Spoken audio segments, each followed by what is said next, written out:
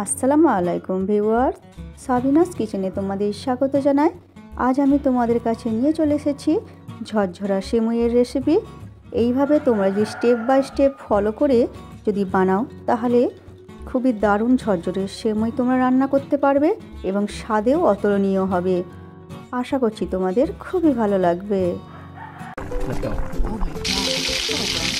Aha. Yes.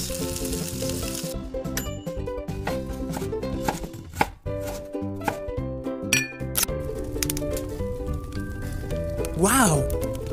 Thank you. কড়াইতে আমি লো আঁচ করে দিয়ে 2 চামচ ঘি দিয়ে দিচ্ছি। দিয়ে এবারে কিশমিশগুলো আমি ভেজে নেব ভালো করে। এখানে ঘিয়ের পরিবর্তে তোমরা সাদা তেলও ব্যবহার করতে পারো।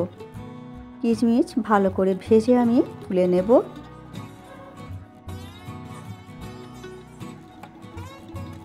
এরপর ওই ঘিয়েতেই আমি বাদাম ভেজে নিচ্ছি। তোমাদের পছন্দ মতো তোমরা ড্রাই ফ্রুট ব্যবহার করতে পারো। আমি এখানে চীনা বাদাম দিয়ে দিয়েছি। এই বাদাম খেতেও খুব ভালো হয়। সমস্ত বাদামগুলো তোমরা ভালো করে ভেজে নিও, তবে মুখে পড়লে খেতে ভালো লাগবে। এরপর আমি কাজু বাদামগুলো ভেজে নিচ্ছি। কাজু বাদাম ভেজে নিয়ে এবারে তুলে নিচ্ছি। এরপর ওই ঘিয়েতেই আরও 2 চামচের মতো ঘি দিয়ে দিচ্ছি।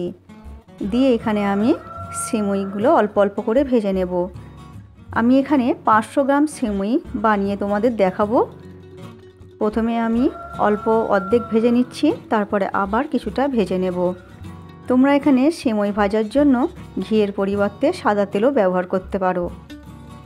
সেমইটা খেয়াল রাখতে হবে একেবারে লাল লাল করে ভালো করে ভাজতে হবে। এখানে আমি 700 গ্রামের মতো পানি দিয়ে দিচ্ছি। অল্প করে লবণ দেব স্বাদটা ব্যালেন্সের জন্য। আর এখানে 3 থেকে 400 গ্রাম আমি চিনি দিয়ে দিচ্ছি। 4টে এলাচ দিয়ে দিচ্ছি। মিষ্টিটা তোমাদের মতো কম বেশি করতে পারো।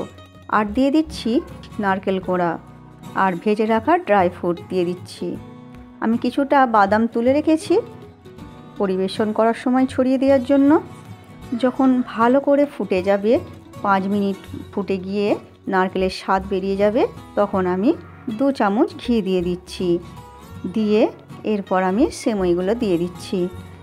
ভালো করে সেমই যদি লাল লাল করে ভাজা হয়, তাহলে যদি পানি বেশিও হয়ে যায় তাহলে সেমইটা গলে যায় না, ঝরঝরাই থাকে।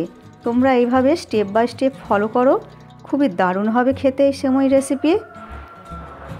আর যদি পানি তোমাদের কম মনে হয়, ভালো করে সেমই যদি তোমরা ভেজে থাকো, যদি পানির পরিমাণটা কম দিয়ে থাকো, তার উপর তোমরা পানিটা কিছুটা ছড়িয়ে দিতে পারো, তাহলে কোনো সমস্যা হবে না। ভালো করে আমি 10 মিনিট এইভাবে নেড়ে চেড়ে রান্না করে নিচ্ছি। দেখো কত সুন্দর হয়েছে সেমইটা। দেখো এইভাবে একেবারে একটা একটা হয়ে গেছে। এরপর আমি ঢেলে নিয়ে একটি জায়গাতে তোমাদের দেখাচ্ছি কত সুন্দর দেখো ঝরঝরে হয়েছে। এরপর তোমরা পছন্দ মতো ড্রাই ফ্রুট ভাজা ছড়িয়ে পরিবেশন করো। আমার রেসিপিটি তোমাদের কেমন লাগলো কমেন্ট করে জানিও। ভালো লাগলে বন্ধুবান্ধবের মাঝেও শেয়ার করে দিও। আমার রেসিপিটি ফেসবুক থেকে দেখলে ফলো করে দিও। ইউটিউব থেকে দেখলে সাবস্ক্রাইব করে পাশে থেকো। আমার রেসিপিটি শেষ পর্যন্ত দেখার জন্য অনেক অনেক ধন্যবাদ তোমাদের।